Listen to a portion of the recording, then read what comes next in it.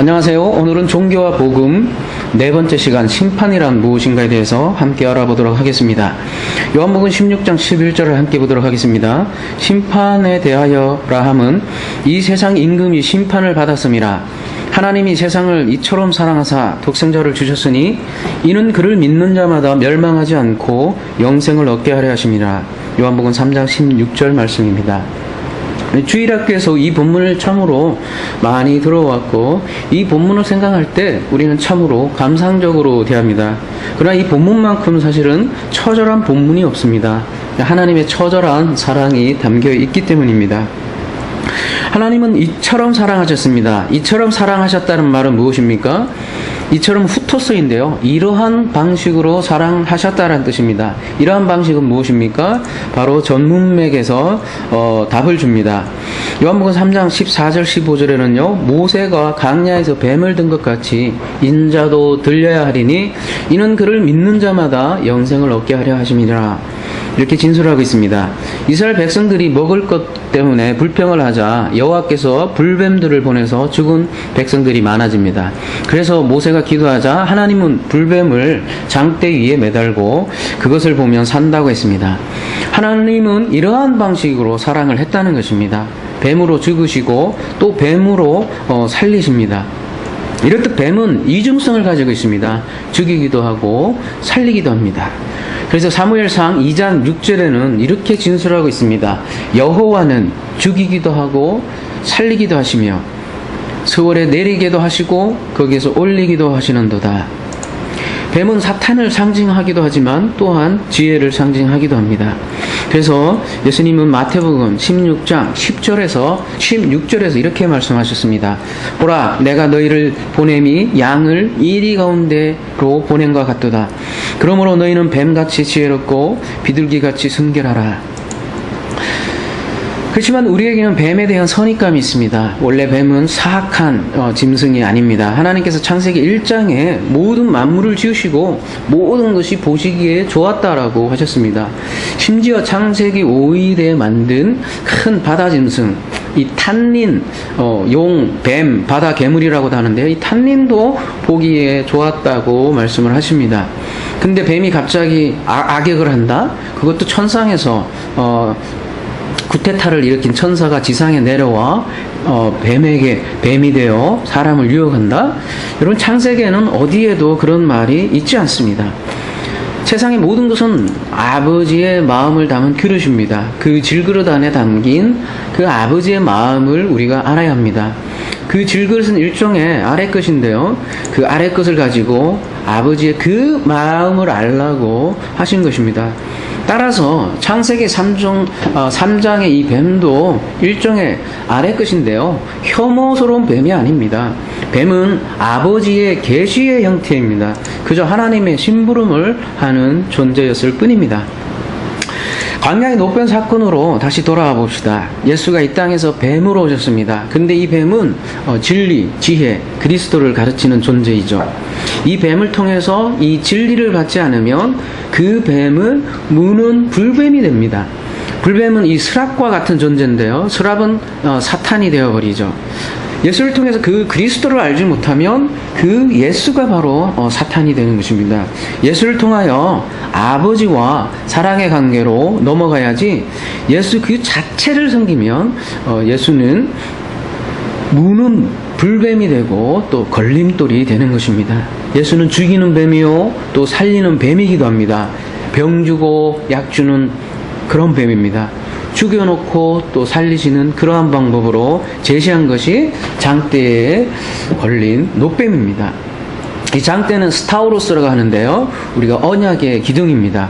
그래서 뱀이라는 율법을 통해서 우리가 언약을 발견하라고 하는 것이죠.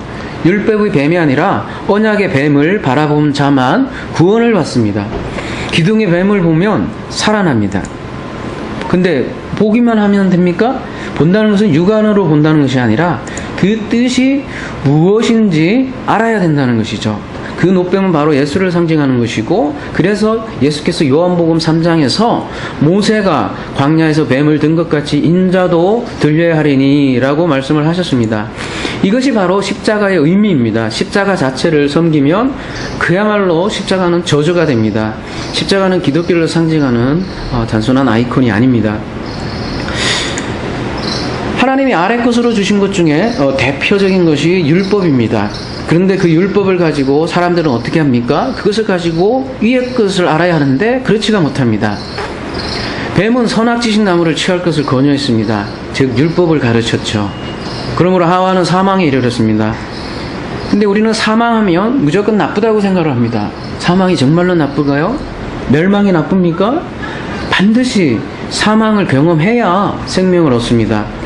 반드시 멸망을 깨달을 때 하나님의 은혜를 호소하게 됩니다. 십자가에서 반드시 죽어야 부활이 찾아오는 것처럼 말입니다. 예수님도 육신이라는 질그릇에 하나님의 말씀을 담아 오셨습니다. 그렇게 말씀이 육신으로 오셔서 그 바리새인들과 서기관들 앞에서 그 아래 것, 즉 율법을 가지고 성전에서 말씀을 다시 가르쳐 주셨습니다. 그러나 그 바리새인들은 예수님이 오셔서 말해주는 그 아래 것을 알지 못하고 그 아래 것에 여전히 머물러 있었습니다. 그러면 예수님이 그들에게는 불뱀이 되는 것이죠. 예수님이 불뱀으로 남을 수도 또 살리는 노뱀으로 될 수도 있는 것입니다. 아래 것으로 진리를 알지 못하면 예수는 불뱀으로 변합니다. 예수로 아버지 마음을 알지 못하면 그 예수는 뱀이 되어 천하를 깨는 자가 됩니다. 여러분, 천하를 깨는 자가 사탄이라고 생각을 합니다. 그래서 히틀러, 교황, 오바마, 베리치 이러한 것들을 천하를 깨는 자라고 착각을 하는데요. 그렇지 않습니다. 율법의 본체이신 예수를 제대로 알지 못하면 예수가 뱀이 되어서 천하를 깨는 자가 되옵니다. 예수가 세상의 임금입니다. 어떻게 사탄이 세상의 임금이 됩니까? 임금이 될 자격조차 없죠. 그래서 요한복음 12장 31절은 이렇게 기술하고 있습니다. 이제 이 세상에 대한 심판이 이르렀으니 이 세상의 임금이 쫓겨나리라. 내가 땅에서 들리면 모든 사람을 내게로 이끌겠노라 하시니, 이렇게 말씀하시면 자기가 어떠한 죽음으로 죽을 것을 보이심이러라.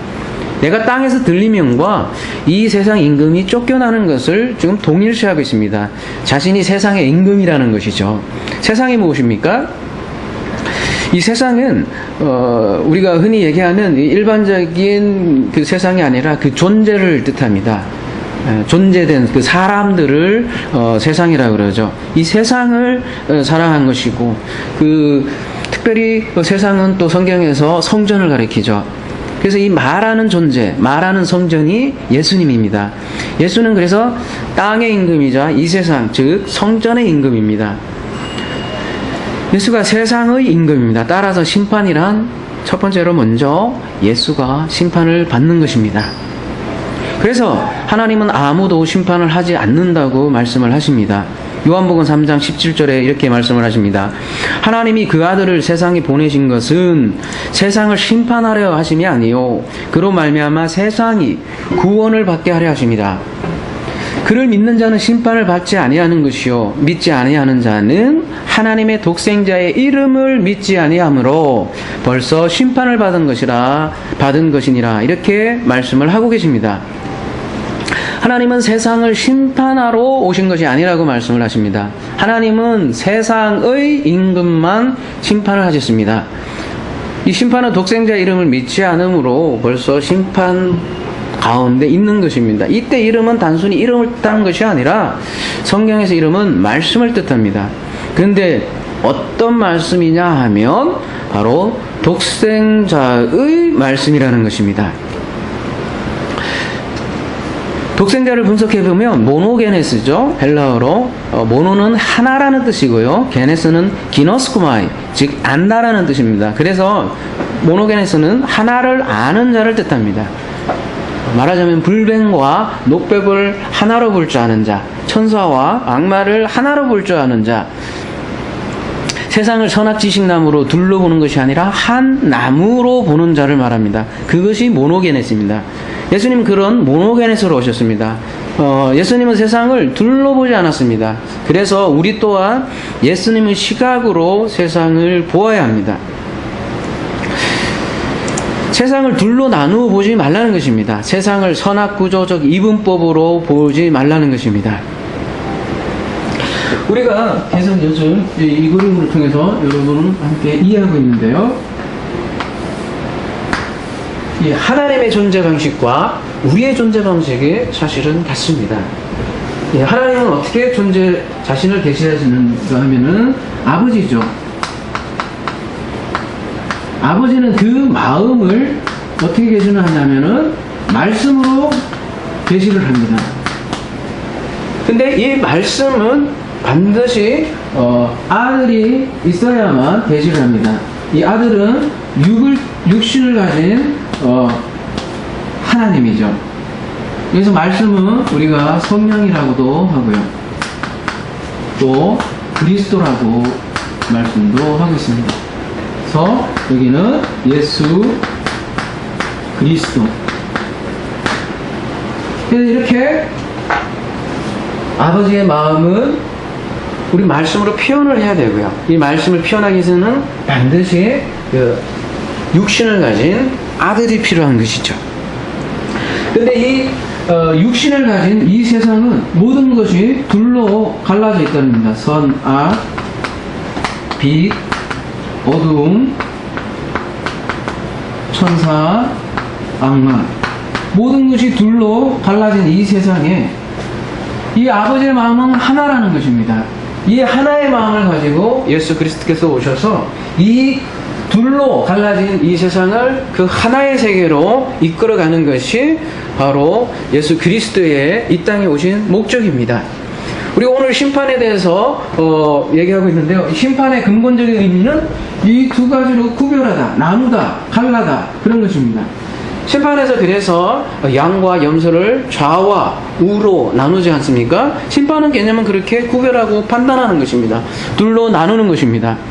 하나님은 이렇게 둘로 나누지 않는데 심판은 사실 누가 하냐면 사람들이 스스로 세상을 이렇게 자꾸 구별하고 나눈다는 것이죠. 근데 하나님께서 자신은 심판을 하지 않는데 그 심판을 누구에게 넘겼냐면 그 아들에게 넘겼다고 합니다. 한번 요한복음 5장 22절 함께 보도록 하겠습니다. 아버지께서 아무도 심판하지 아니하시고 심판을 다 아들에게 맡기셨으니. 하나님께서 아무도 심판하지 않는다고 분명히 말씀하십니다. 대신에 그 심판을 다 아들에게 맡기셨다고 합니다. 우리가 모노게네스와 하나 됐다면 이제 우리가 아들들입니다. 이제 아버지의 판단은 우리가 가지고 있습니다.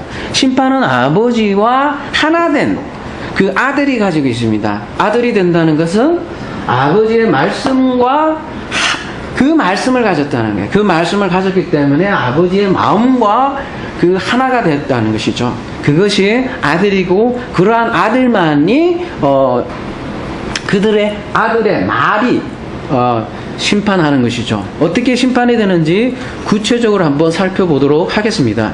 요한복음 12장 47절을 함께 보도록 47절, 48절 함께 보도록 하겠습니다. 사람이 내 말을 듣고 지키지 아니할지라도 내가 그를 심판하지 아니하노라. 내 말을 듣고 지키지 아니할지라도 그를 심판하지 아니한다고 그랬어요. 내가 온 것은 세상을 심판하려 함이 아니요 세상을 구원하려 함이로다.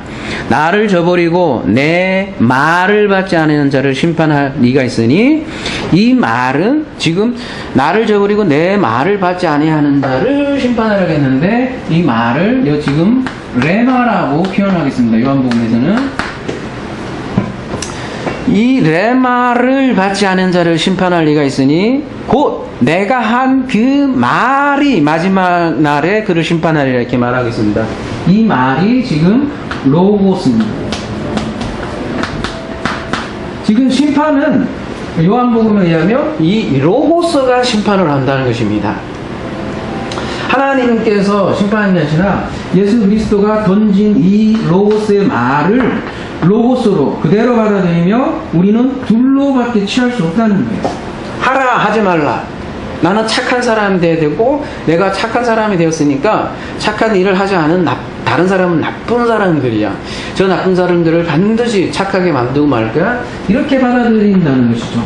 그게 로고스인데 이 로고스를 로고스로 받지 말고 이 레마로 알아들을 때 드디어 우리는 그 말씀을 우리가 받았다고 하는 것입니다. 그 말씀을 받은 사람들이 말씀 육신이 되어서 그 사람들도 모노게네스가 된다는 것이죠. 이 사람들을 모노게네스만이 한 마음을 가진 거고 그 아버지의 그 마음을 가졌다고 하는 것입니다. 그러한 사람만이 심판에서 벗어나는 것입니다. 따라서 심판은 하나님이 하지 않습니다. 예수께서 던진 그 로고스의 그 말, 아들이 던진 그 로고스의 말, 그 말을 레마로 듣지 못했을 때 심판이 되는 것이죠.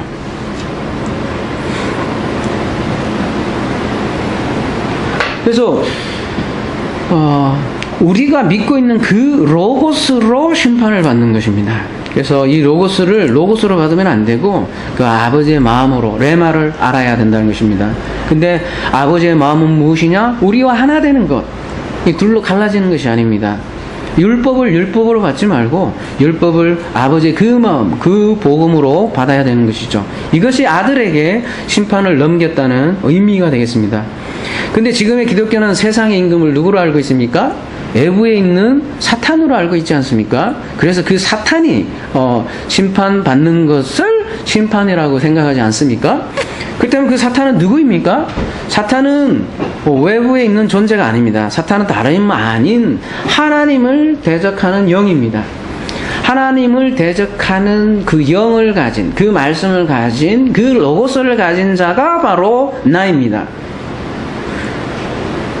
우리는 바로를 굉장히 나쁜 사람으로 생각을 하죠. 그리고 자신을 모세라고 생각을 합니다. 자신이 모세가 돼서 바로를 박살내고 구원해 주시는 하나님 이렇게 생각하지만 사실은 그 바로는 하나님을 대적하는 모든 나들의 대표, 나의 대표, 즉 그 바로가 바로 나라는 얘기입니다. 하나님께서 그 바로에게 이 표적신앙을 가지고 있다. 여기 있는 사람들은 전부 다 표적신앙을 가지고 있다. 여기 있는 이 바로에게 10가지 표적을 보여주심으로써 여기가 이집트지 않습니까? 이집트에서 광야로 넘어오게 하는 작업들, 그것이 바로에게 임한 10가지 표적의 진정한 의미고 그것이 심판이죠. 심판은 여기에서 여기로 벗어나라는 것입니다. 심판은 내가 여기에 이집트에 있는 그 자체가 심판입니다. 하나님께서 심판하시는 것이 아니라 아버지와 떨어져 있는 그 자체가 심판인 것이죠.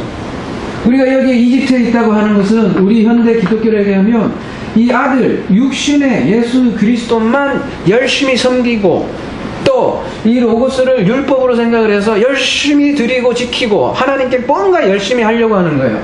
그래서 이 방향이 하나님께 이렇게 올라가서 이 아버지는 우주 끝 밖에 있고 예수 그리스도는 우주 밖에 아버지의 오른편에 있다고 생각하는 거예요. 그래서 예수 그리스도께서 언젠간 오시겠지.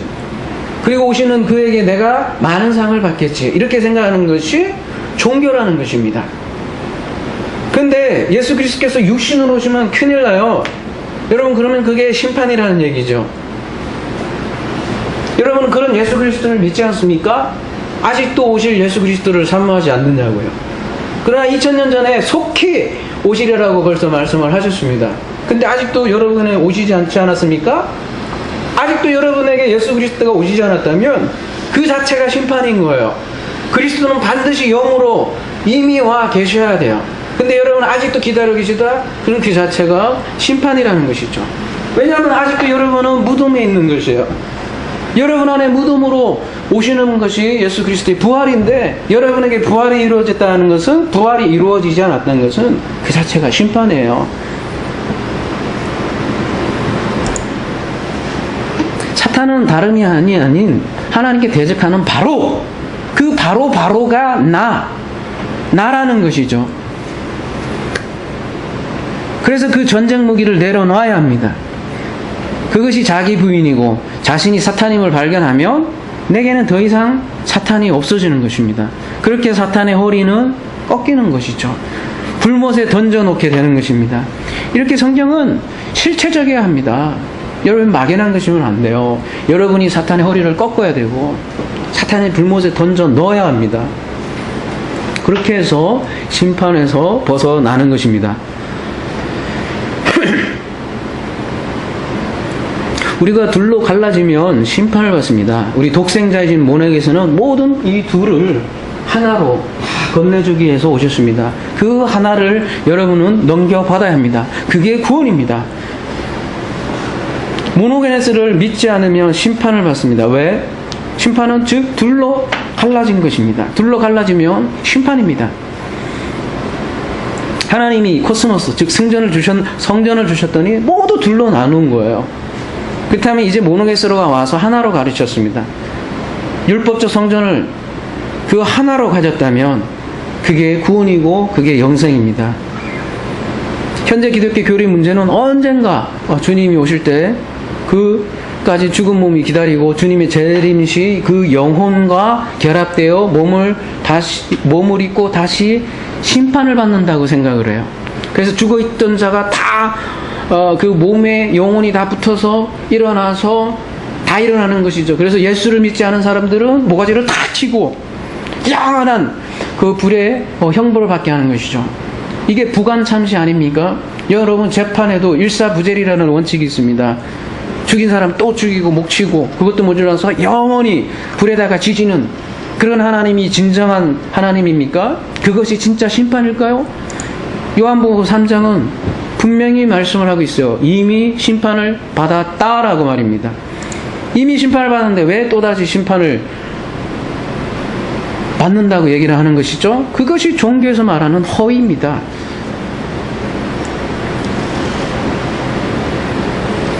예수께서 살아나지 아니하면 예수는 무덤에 아직 있는 것입니다. 역사적 예수로만 믿고 있으면 아직 그분은 죽어있는 예수입니다. 하나님의 나팔은 지금도 생생히 울리고 있습니다.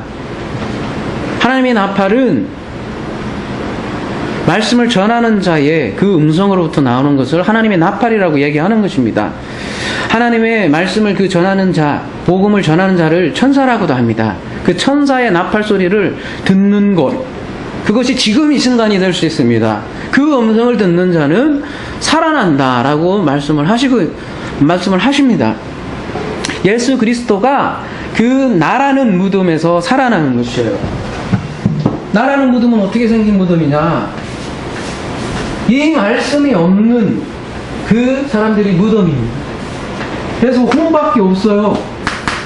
그래서 아버지의 마음은 없고 어두움밖에 없는 거예요.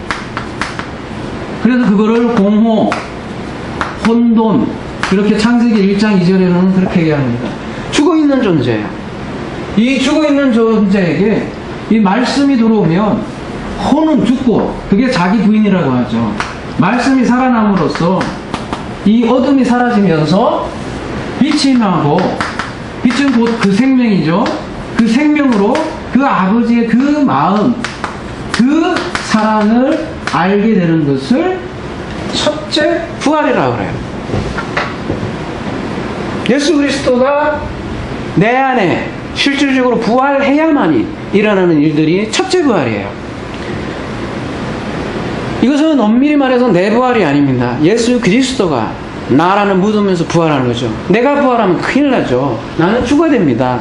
나의 혼은 죽어야 되고 자기는 부인돼야 되고 내가 죽고 예수 그리스도가 임하는 것이 첫째 부활입니다. 반드시 첫째 부활을 경험한 자만이 둘째 부활을 경험을 하는 것입니다.